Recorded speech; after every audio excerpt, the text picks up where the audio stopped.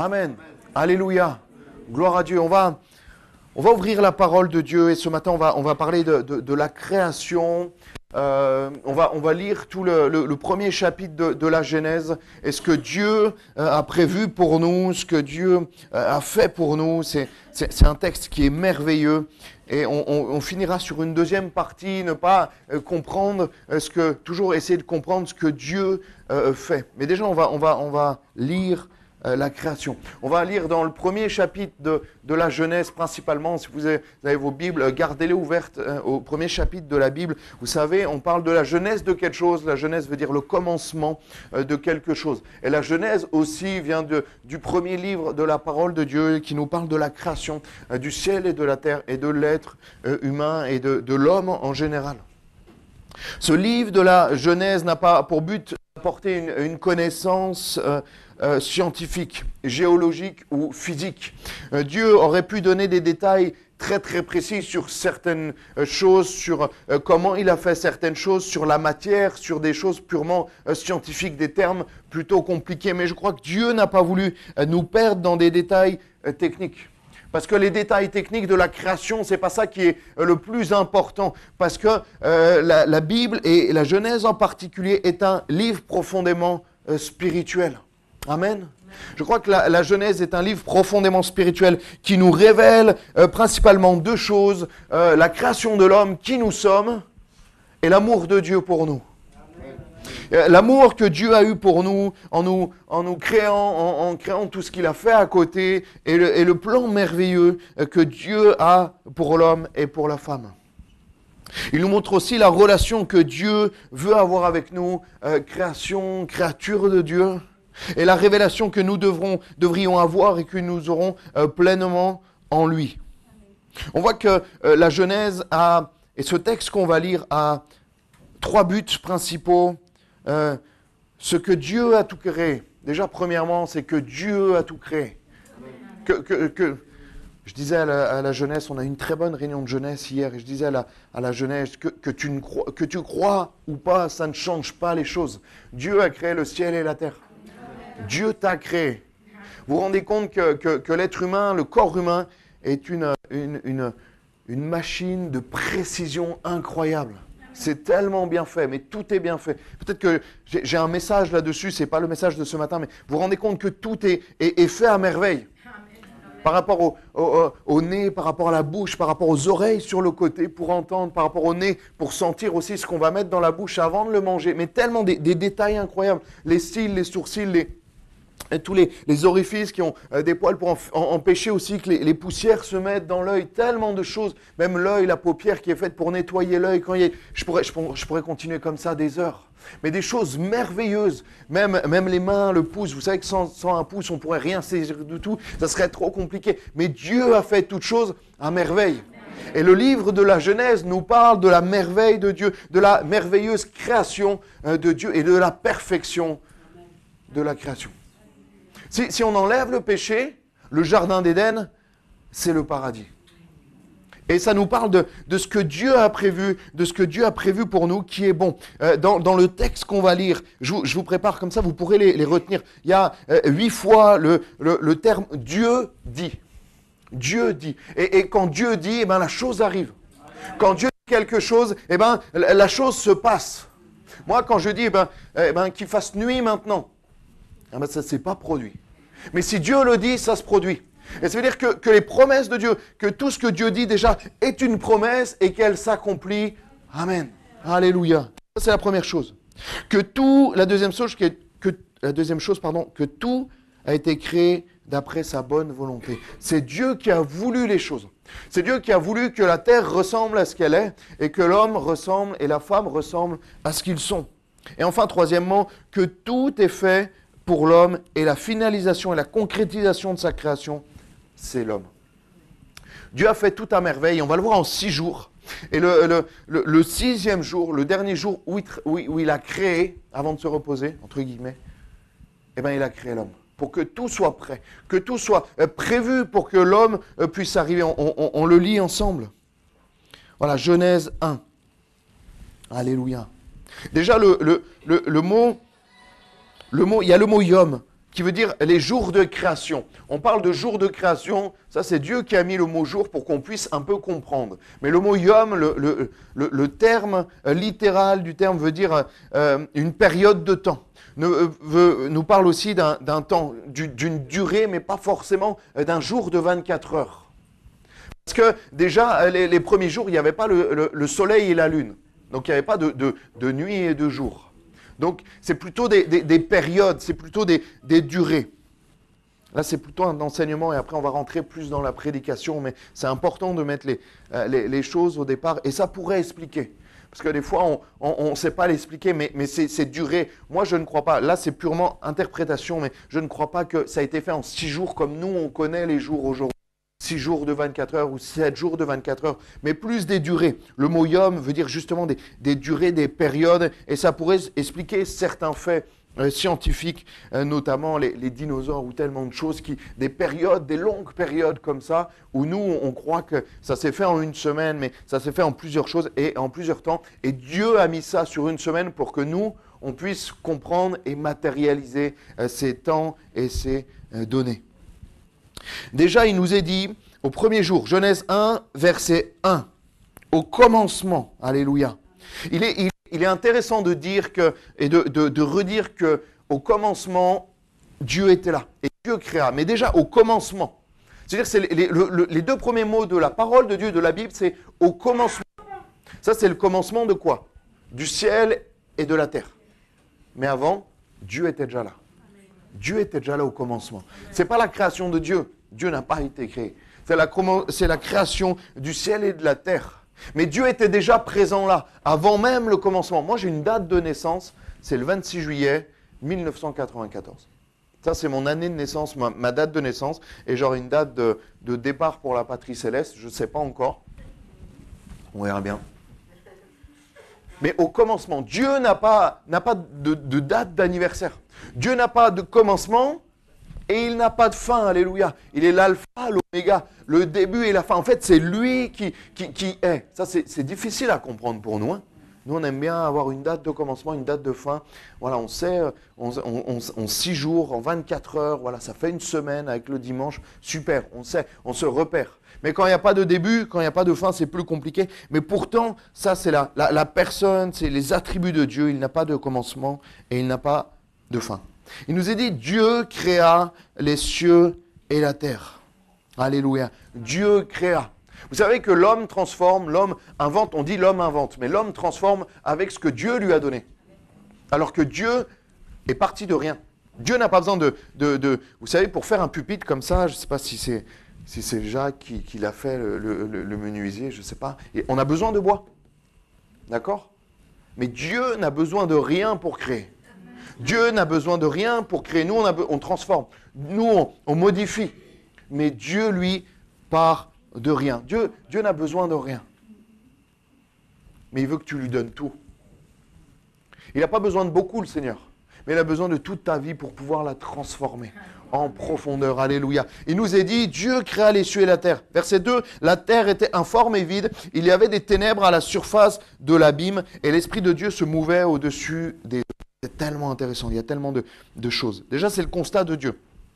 Ça, c'est le constat de Dieu. La terre était informe et vide. Il y avait des ténèbres à la surface de l'abîme. Ça veut dire qu'il y a le terme tohu bohu. Ça veut dire, c'est le néant à la perte. C'est le néant, c'est le fait qu'il n'y ait rien. Il n'y a rien. Et moi, ça m'a fait penser à ma vie avant le Seigneur. Il n'y avait rien. Il n'y avait rien. Il y avait le néant, il y avait la perte à l'intérieur de moi. À l'extérieur, ça va. Ça, on se débrouillait. Ça paraissait bien. Mais à l'intérieur, il y avait le vide. Il y avait le néant. Il n'y avait rien de bon à l'intérieur. Et ça, c'est une réalité. En tout cas, c'était une réalité pour moi. Pour vous, je ne sais pas. Mais pour moi, c'était une réalité que le mot, qu'à l'intérieur de moi, avant que je rencontre le Seigneur, il y avait le néant. Moi, je vois des gens, je disais hier à la jeunesse, je vois des gens, je croise des gens dans la rue, dans mon immeuble, et je me dis, mais ils ont, tu regardes, tu les vois dans les yeux, et il y a le désespoir. Regarde. Franchement, hein, tu sais pas, même eux, tu te rends compte qu'ils ne savent pas où ils vont. Ils ne savent pas ce qu'ils font, ce qu'ils doivent faire. Ils ne savent pas ce qui les attend demain, ce qui les attend après-demain. Comme s'ils ne comprennent pas trop ce qui se passe, mais ils ne savent pas où aller. Je trouve ça tellement triste. Je trouve ça tellement triste pourquoi? Parce que moi je sais où je vais. Parce que je sais ce qu'il y a dans mon cœur. Je sais l'espérance que Dieu a mis dans mon cœur. Le mot Dieu créa vient de bara. Le terme c'est bara. Notre état sans le Seigneur était dans les ténèbres. Et on voit que là, à un moment donné, il nous est dit, il n'y avait pourtant rien, mais l'Esprit de Dieu était au-dessus. C'est intéressant. Ce n'est pas parce que Dieu t'a créé que c'est ton Dieu. Vous avez compris? Ce n'est pas parce que Dieu, on a tous été créés, on est quoi? À peu près une 70, un peu plus, 75 peut-être. C'est pas parce qu'on est 75 créés de Dieu que Dieu est ton Dieu. Il faut que tu l'acceptes. Il faut que tu le fasses tien. Il faut que tu lui demandes de venir dans ta vie. Il faut que tu dises, Seigneur, sois mon Dieu.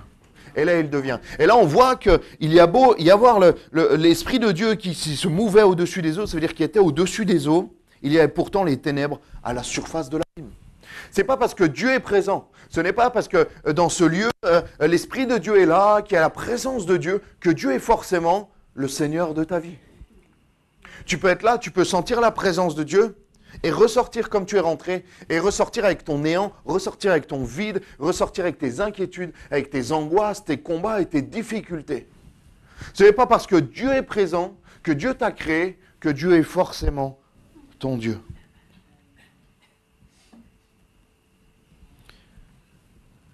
Il nous appelle à son admirable lumière. Il a créé la lumière. Il est dit au verset 3, on le lit ensemble, Dieu dit que la lumière soit, alléluia, et la lumière fut.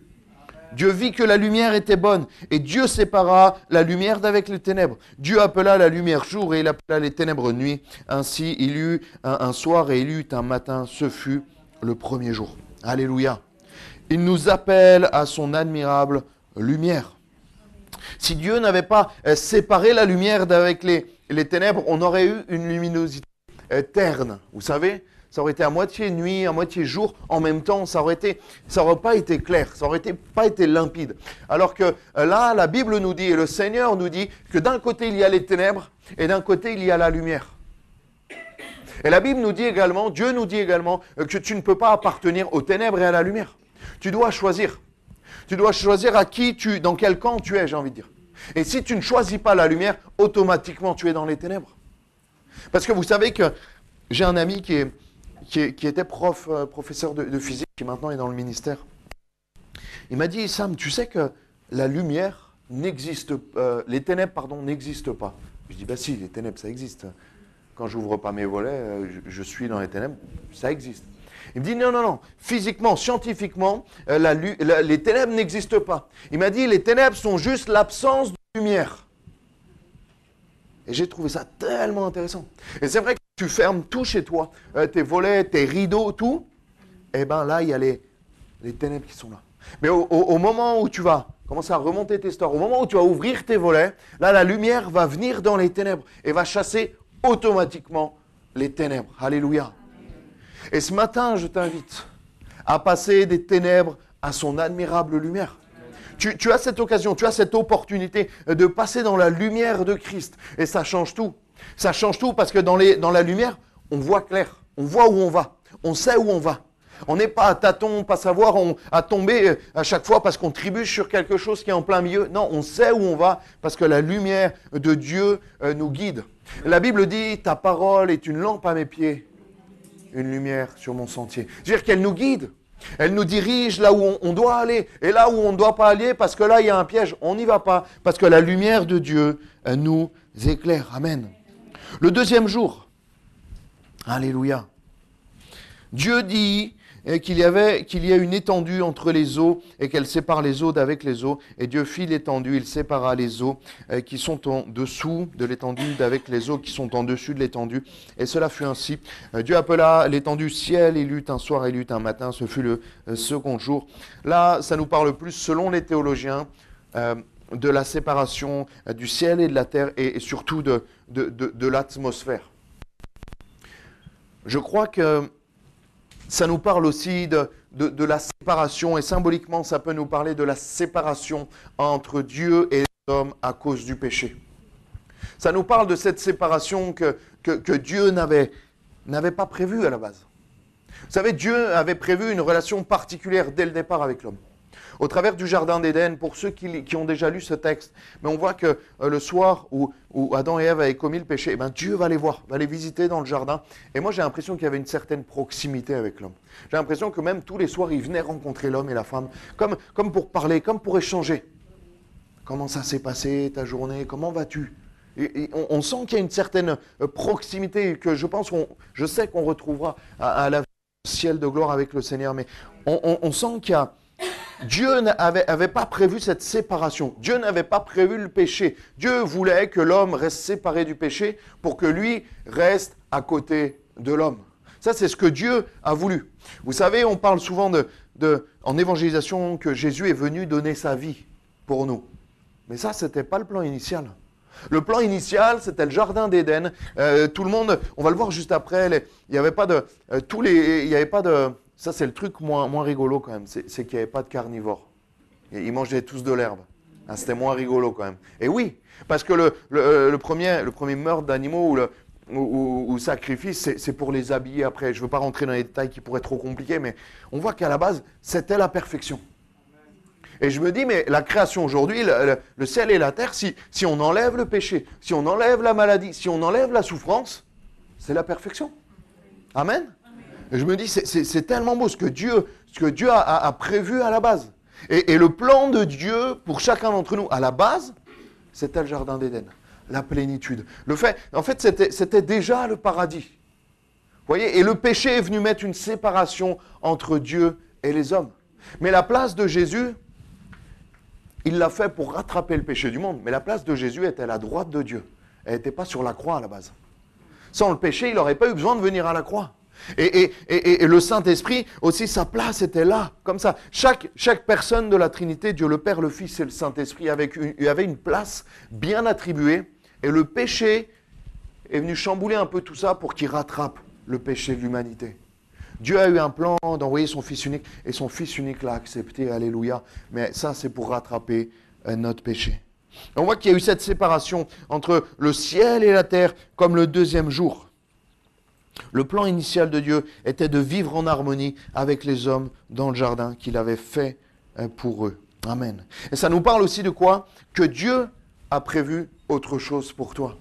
Dieu a prévu autre chose pour ta vie que de rester dans le péché, que de rester dans la souffrance, que de rester peut-être dans des difficultés. Il y a des personnes, elles passent par des difficultés, mais tellement grandes dans leur vie de tous les jours, dans tellement de domaines de leur vie. Et Dieu a prévu autre chose. Dieu a prévu un jardin d'Éden pour toi. Amen.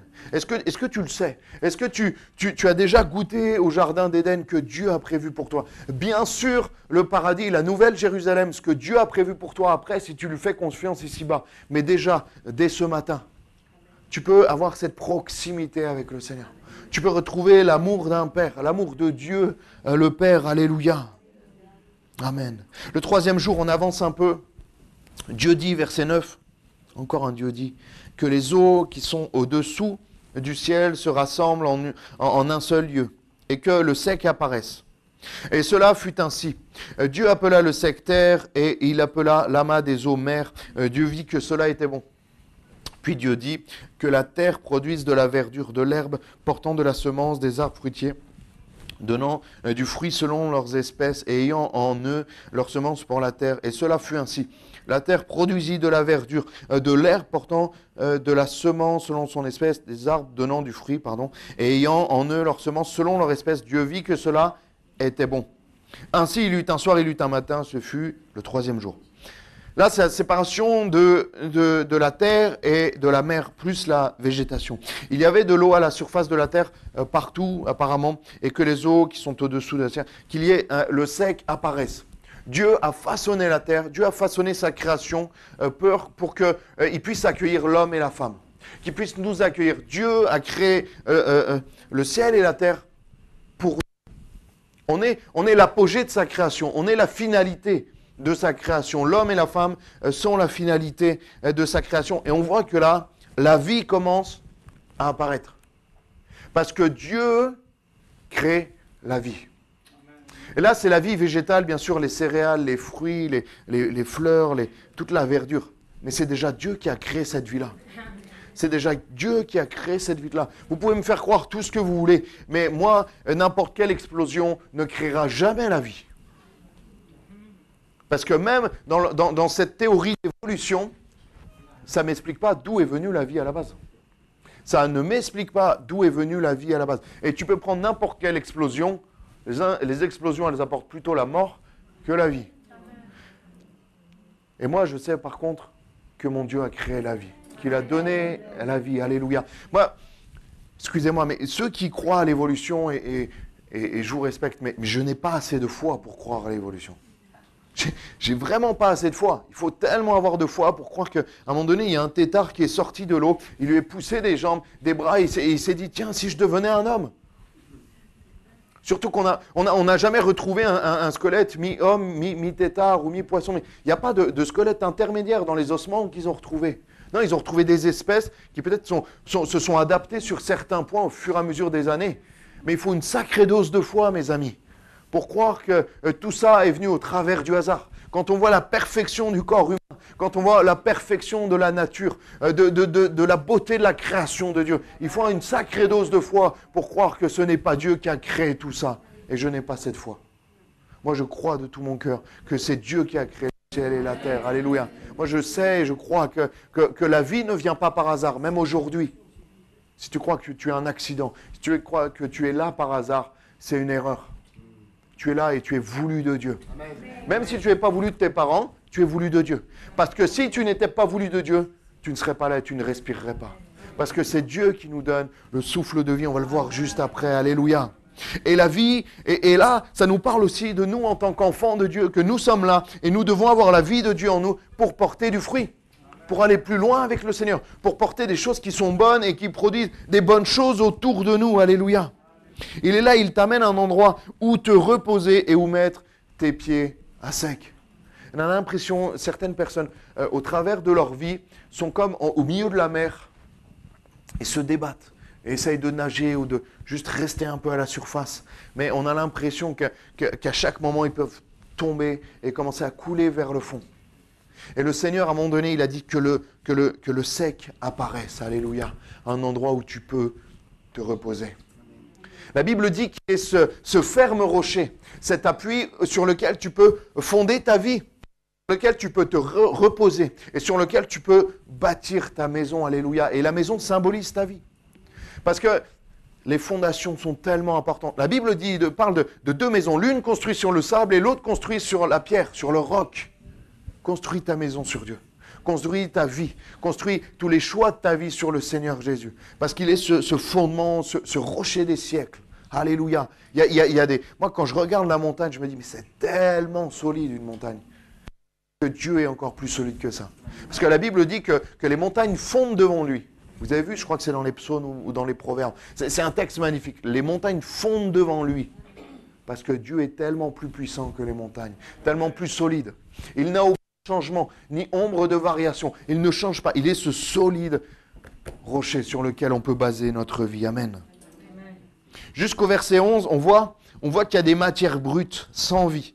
Mais au 11e verset, Dieu apporte la vie, certes végétale, avant de donner la vie humaine.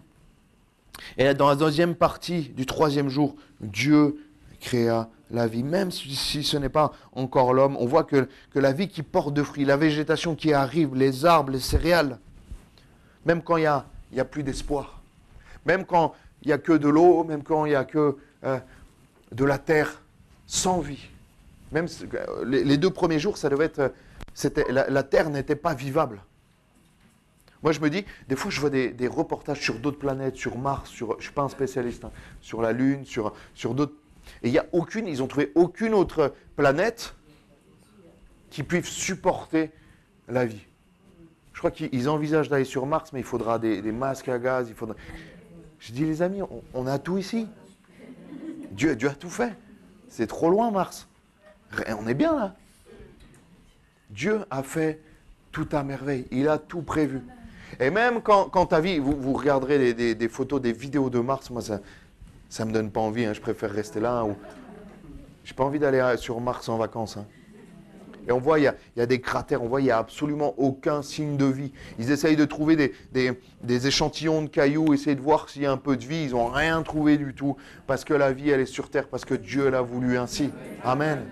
Et c'est tellement beau de voir que même quand il y a une planète comme Mars, comme on était avant, quand même la planète Terre était dans les 2 premiers jours, peut-être remplie d'eau différemment, mais qui ne pouvait pas accueillir la vie, eh bien Dieu a mis la vie. Peu importe l'état de ta vie, peu importe l'état de ton cœur, c'est peut-être comme Mars, il n'y a plus rien. Il n'y a plus de vie, il n'y a plus d'espoir, c'est invivable, c'est compliqué. C'est juste une histoire de temps peut-être pour que tu meurs intérieurement, j'ai envie de dire. Mais même dans cette situation-là, Dieu dit que la vie soit. Alléluia. Dieu dit que la lumière soit et la lumière fut. Alléluia. Ça, c'est mon Dieu. Une parole de vie. Vous savez, souvent, il y a des paroles de mort. On reçoit des paroles de mort. Des critiques, tu n'es bon à rien, tu ne sais rien faire dans ta vie.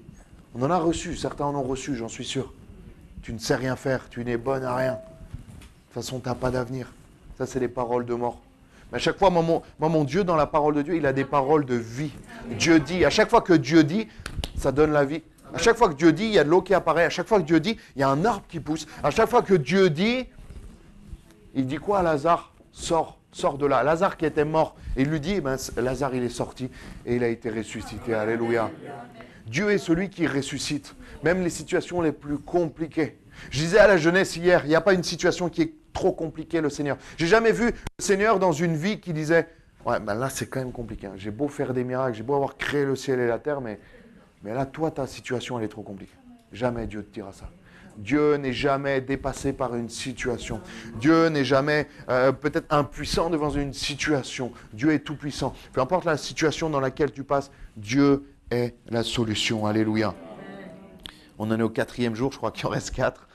4, 5, 6, 7, oui, c'est ça. On accélère un peu, il est 25.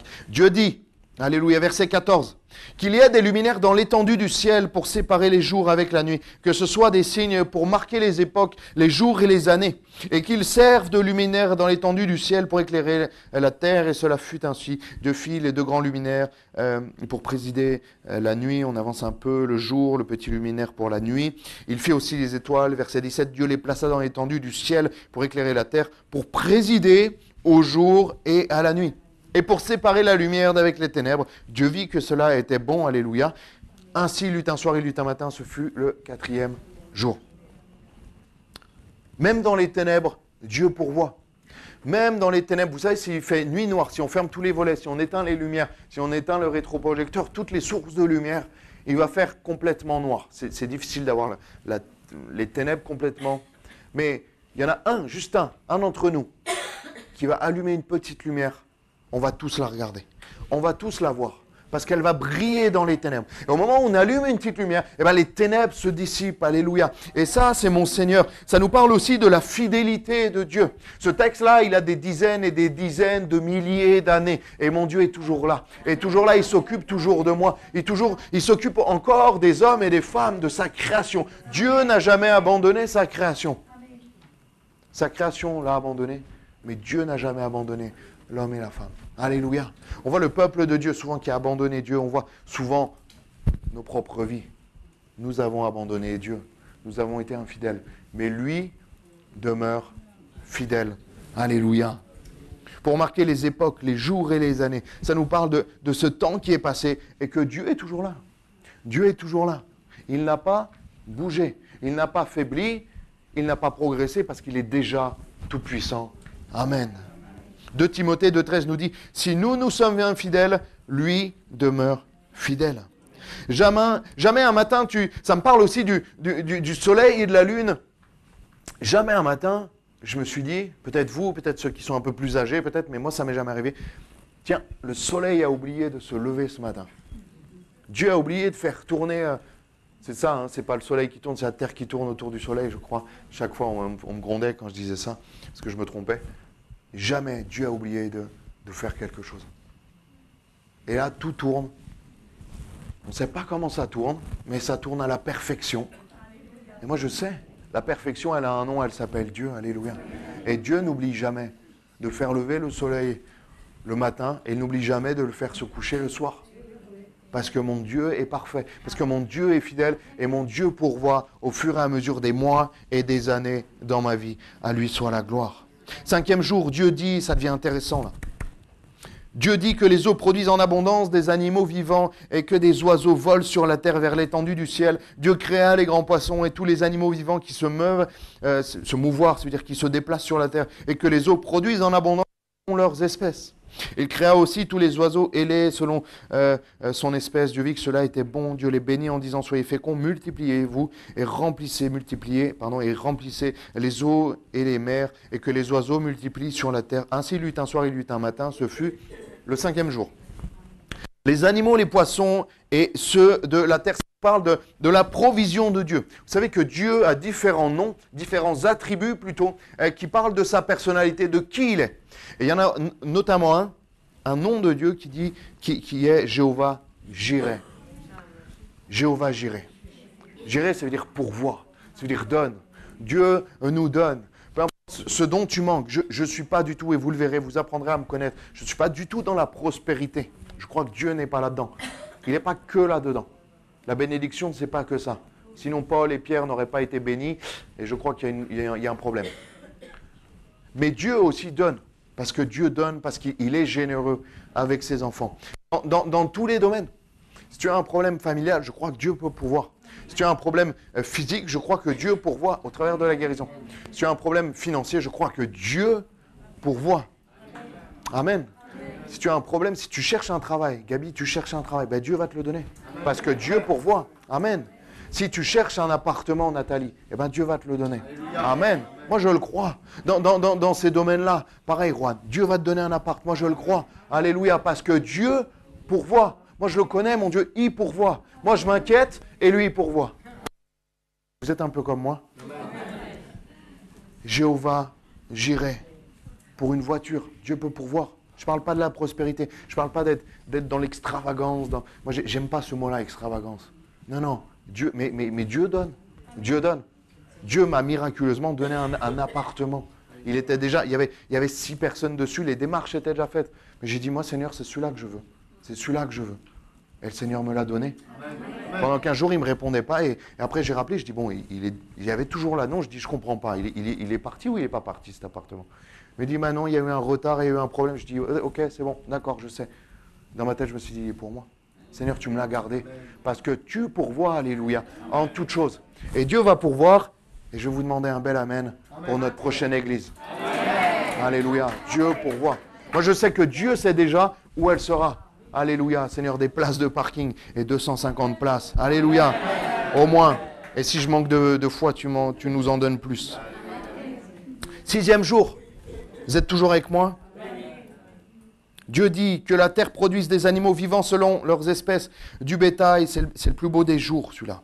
Des reptiles et des animaux terrestres selon leurs espèces, et cela fut ainsi. Dieu fit les animaux de la terre selon leurs espèces, le bétail selon son espèce, et tous les reptiles de la terre. Là, il aurait pu éviter pour les reptiles. Selon leurs espèces. Dieu vit, j'aime pas les serpents, Dieu vit que cela était bon. Allez, on se concentre, vous êtes dissipés. Verset 26. Puis Dieu dit, faisons l'homme à notre image, selon notre ressemblance, et qu'il domine, alléluia, sur les poissons de la mer, sur les oiseaux du ciel, sur le bétail, sur toute la terre et sur tous les reptiles. Amen. Qui rampe sur la terre, je domine. Dieu crée l'homme à son image. Alléluia, il le crée à l'image de Dieu. Il créa l'homme et la femme. Dieu les bénit, il leur dit, soyez féconds, multipliez-vous, remplissez la terre et l'assujettissez. Pas facile à dire, et dominer sur les poissons de la mer, et sur les oiseaux du ciel, et sur tous les animaux qui se meuvent sur la terre. Verset 29, et Dieu dit, voici, je vous donne toute herbe portant de la semence, et qui est à la surface de toute la terre, et tout arbre ayant en lui du bon fruit, et portant de la semence. Dieu avait tout prévu pour nous, merveilleusement. Ce sera votre nourriture, et à tout animal de la terre, et à tout oiseau du ciel, et à tout ce qui se meut sur la terre, et ayant en soi un souffle de vie, je donne toute herbe verte pour nourriture, et cela fut ainsi. Amen. Dieu vit, verset 31. On se concentre. Dieu vit tout ce qu'il avait fait. Cela était bon ou très bon. Le dernier jour, le 6e jour, tous les autres jours étaient bons. Mais la création de Dieu, à son apogée, c'est l'être humain. Qu'on le veuille ou non. Qu'on soit pour le bien-être des animaux, il n'y a aucun souci. Mais il y a une différence entre les animaux et entre l'homme et la femme. Dieu vit que cela était très bon. Ainsi, il y eut un soir, il y eut un matin, ce fut le 6e jour. Faisons l'homme à notre image, comme nous sommes corps, âme et esprit. 3 choses, corps, âme et esprit. Mais notre âme, elle, est éternelle, on le sait. Eh bien, c'est la Trinité qui nous a créés. Dieu le Père, le Fils et le Saint-Esprit. Et nous avons besoin des 3 au travers de la personne de Dieu, bien sûr, et au travers de cet accès que nous avons par Jésus. Mais nous avons été créés parfaitement, corps, âme et esprit, et Dieu vit que cela était très bon. Parce que Dieu venait de créer l'élément principal de sa création, c'est-à-dire l'homme, et l'aboutissement, le couronnement de son œuvre. Mais avant qu'il ait attendu, il a voulu que tout soit prêt. Il a voulu tout préparer. Et ça nous parle du temps de Dieu. Ça nous parle de... Il me reste encore pas mal. Bon, on va avancer. Ça nous parle aussi de la volonté de Dieu. Pourquoi Dieu n'a pas fait ça en un jour? J'en sais rien. J'en sais rien. Honnêtement, il y a des choses qu'il faut essayer d'arrêter de comprendre de Dieu. La logique de Dieu, le cerveau, entre guillemets, de Dieu n'est pas ton cerveau, il n'est pas notre cerveau. Il est incomparable. Nous sommes incomparables. On est fait à l'image de Dieu, mais nos capacités ne sont en rien comparables aux capacités de Dieu. Et je pense qu'on avancera vraiment dans notre vie personnelle de chrétien quand on fera confiance pleinement au Seigneur. Amen. Sans avoir compris ce qui se passait. La Bible nous dit, comprends et tu verras la gloire de Dieu. Qu'est-ce que dit la Bible? Crois et tu verras la gloire de Dieu. Crois même si tu ne comprends pas. Crois même si tu ne comprends pas pourquoi la situation s'empire alors que tu n'as jamais autant prié pour cette situation. Crois même si tu ne vois rien, c'est les ténèbres complètes dans ta vie. Tu ne comprends rien, tu dis Seigneur, plus je prie, plus ça s'empire. Ça arrive des fois. Crois que le Seigneur est toujours là au contrôle. Crois que le Seigneur est fidèle. Même si la situation et tout te montre l'inverse. C'est ça la véritable foi. Et ne pas essayer de comprendre, Seigneur. Moi je sais et je crois de tout mon cœur qu'il aurait pu créer ça, il claque des doigts, hop, tous les 6 jours, les 7 jours, tout ça, c'est tout parfait, tout est séparé instantanément. Il aurait pu, ça ne lui aurait pas demandé plus d'efforts. Mais la volonté de Dieu et la manière de faire de Dieu n'est pas notre manière de faire. Mais nous, il nous demande juste de lui faire confiance. Pourquoi? Parce que la volonté de Dieu n'est pas notre volonté. Le désir de Dieu n'est pas notre désir. Nous avons des désirs charnels, nous avons des volontés à court terme, alors que Dieu voit un objectif éternel et voit un objectif sur le long terme. On voit que l'Esprit Saint, dans Genèse 2,7, vous savez, au départ du texte de Genèse 1, il se mouvait au-dessus. Il était là, mais il n'était pas en l'homme parce que l'homme n'était pas là. Et dans Genèse 2,7, l'Éternel Dieu forma l'homme de la poussière. C'est le détail, c'est le même jour, mais c'est le détail. Il souffla dans ses narines un souffle de vie et l'homme devint un être vivant. Alléluia. Ça, c'est l'esprit. Il y a une différence entre l'esprit qui est là sur chacun de nous et qui voit tous les êtres humains de la terre entière. Il y a une différence entre l'esprit qui souffle en nous, l'esprit en chacun d'entre nous, au moment où on devient enfant de Dieu. Et quand on devient enfant de Dieu, on a la vie qui vient en nous. Et là, ça s'appelle la nouvelle naissance. Alléluia. Toutes choses anciennes sont passées, toutes choses sont devenues nouvelles. Alléluia. Ah, c'est tellement beau, Seigneur. La création, elle est tellement merveilleuse. Et tu peux être vivant, mais si tu n'as pas le souffle de vie, si tu n'as pas la nouvelle naissance à terme, comme le corps se fatigue, comme le corps dépérit d'année en année, excusez-moi, c'est une réalité biblique, je ne sais pas, mais en tout cas, un constat, eh bien, ton âme et ton être intérieur va dépérir jusqu'à mourir. Parce que tu dois être renouvelé par la vie de l'Esprit, par le souffle de l'Esprit de Dieu qui vient souffler en toi et te donner et te communiquer la vie de Christ. Amen. Allez, on lit le 7e jour ensemble. Genèse. J'ai marqué 2.1, c'est pas ça? J'ai peut-être pas là. Ainsi furent achevés les cieux et la terre. J'ai marqué 2.1, mais ça doit peut-être être ça. J'ai peur de m'être trompé. Achever les cieux, c'est ça, les cieux et la terre et toute leur armée. Dieu acheva au 7e jour son œuvre qu'il avait faite, et il se reposa au 7e jour de toute son œuvre qu'il avait faite. Dieu bénit le 7e jour, et il le sanctifia, parce que en ce jour, il se reposa de toute son œuvre qu'il avait créée en la faisant.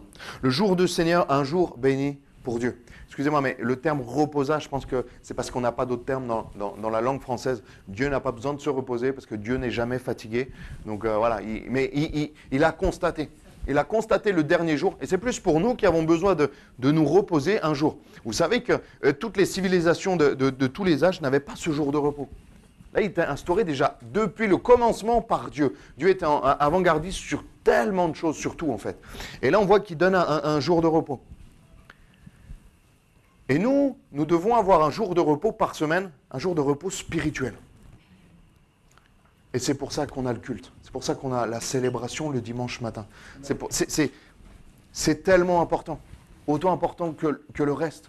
Tu as besoin de la vie d'église. Tu as besoin de l'église locale. Tu as besoin j'ai envie de dire, mais au moins une réunion, au moins ton culte du dimanche matin. C'est un minimum. Pour que tu puisses avancer, pour que tu puisses garder cette vie en toi. J'ai envie de dire, bien sûr, ta relation avec le Seigneur est tellement importante, mais tu as besoin de cette vie d'église. Au-delà même des frères et sœurs, tu as besoin de cet enseignement. Tu as besoin de cette présence de Dieu particulière quand le peuple est rassemblé. Pourquoi, je ne sais pas, Dieu aurait pu nous visiter tous les dimanches matins, chacun dans sa chambre. Il aurait pu. Mais Dieu a voulu que l'Église se rassemble. Il a voulu que son peuple se rassemble dès la Pentecôte. La Pentecôte, il aurait pu envoyer des langues de feu sur chacun, l'autre à Hébron, l'autre au mont Sinaï. Hop, il a dit, attendez que vous soyez à Jérusalem dans le même lieu. Et nous devons attendre à ce que Dieu nous visite quand nous nous rassemblons. Mais nous devons déjà nous rassembler. Nous avons besoin, tu as besoin de l'église locale.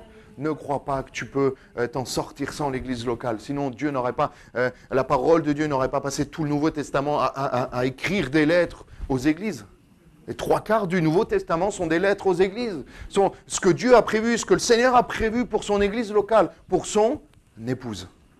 Alléluia. Tu as besoin de l'église locale. Je sais que ce n'est pas simple, il y a des complications. Des fois, monsieur n'est pas au Seigneur, madame n'est pas au Seigneur, c'est compliqué. Je ne suis pas là, je ne suis pas dans le jugement, mais fais tout ce que tu peux pour avoir ta réunion par semaine. Ton temps avec le Seigneur, ton repos, ton jour de repos spirituel, ton moment de repos spirituel avec le Seigneur. Alléluia. Et je crois aussi que le Seigneur travaille petit à petit. Je crois que le Seigneur est beaucoup moins pressé que nous. Le Seigneur, il a tout son temps. Parce qu'il est le maître du temps, il sait à quel moment il va revenir. Il doit dire, j'ai encore le temps, je sais ce qui va se passer. Je sais que certaines choses vont s'accélérer vers la fin, mais je sais. Il doit se dire, mais les frères et sœurs, là, les enfants, ils sont tellement pressés. C'est pressé un enfant, hein. Il veut tout de suite. Ah ouais, moi, la nuit de Noël, là, du 24 au 25, je voulais tellement dormir pour que ça passe vite, je voulais tellement dormir que je n'arrivais pas à dormir. Vous voyez ? Parce que je voulais être au 25 avec les cadeaux. On est pressé et le Seigneur prend son temps. Le Seigneur prend son temps avec nous, avec chacun. Parce qu'il y a des étapes, jour après jour, étape après étape. Moi, je ne suis pas le même qu'il y a 5 ans. Je ne suis pas le même qu'il y a 10 ans. Parce que Dieu m'a façonné. Et au départ, je disais chaque année, Seigneur, ça ne va pas assez vite. Seigneur, change-moi radicalement, comme Saul de Tarse. Bah, tu descends. Mais la réalité, c'est que Dieu prend le temps avec nous. Parce que Dieu n'est pas pressé. Et Dieu, petit à petit, mois après mois, année après année, il pointe des choses du doigt dans notre vie. Tiens, Sam, si tu changeais ça, c'est pas le top, ça, quand même. Tu vois ta réaction, tes pensées, là. Essaye de modifier. Et il travaille avec nous. Il travaille avec nous pour qu'on puisse s'améliorer. Et comme je le disais, je reviens dessus juste avant de finir. Tout concourt au bien de ceux qui aiment Dieu. Est-ce que tu aimes Dieu? On la refait. Est-ce que tu aimes Dieu? Amen. Alors tout concourt à ton bien. Même tes épreuves. Il y a moins de amen, mais je comprends. Non, mais je comprends. Mais même tes épreuves concourent à ton bien. Alors tes épreuves, c'est le grand débat. Je ne sais pas si toutes tes épreuves sont de Dieu, mais je sais que toutes tes épreuves, si tu ne t'es pas mis toute seule dans ces épreuves à cause du péché, toutes tes épreuves sont permises de Dieu. Parce que si ta vie est entre les mains du Seigneur, eh ben, il n'aurait pas permis quelque chose qui... Si Dieu ne veut pas une chose, eh ben, il l'arrête ou il ne la fait pas. Mais même tes épreuves concourent à ton bien. C'est difficile à entendre. Mais souvent, à la fin des épreuves, moi je ne prie pas pour avoir des épreuves, hein, j'en suis pas là. Que Dieu vous bénisse si vous en êtes là. Moi, j'en suis pas là. Je dis merci Seigneur après l'épreuve, mais je dis jamais appeler le Seigneur à... Je dis forme-moi comme tu veux, mais jamais je dis Seigneur, fais-moi passer par l'épreuve. Attention à nos prières, hein, les frères et sœurs. Dieu entend nos prières, je vous le rappelle.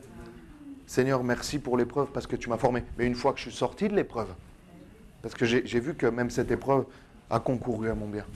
Même cette épreuve m'a formé, m'a façonné. On est tous pareils. On lit jamais autant notre Bible que quand on est à l'hôpital. C'est vrai, hein? Quand on est dans l'épreuve, là, on prie jamais autant que quand on est malade, on est tous pareils, hein? Et là, souvent, on passe des étapes, des caps dans notre vie spirituelle. Des jours, comme les 6 jours de la création. Hop, il y a quelque chose de nouveau. On voit un monde nouveau. On voit qu'on a progressé spirituellement au travers de l'épreuve. Tout concourt au bien de ceux qui aiment Dieu. Amen, on prie ensemble. Seigneur, merci pour ta...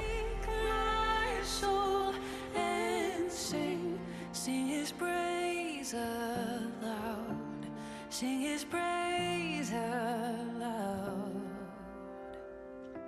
Oh, oh.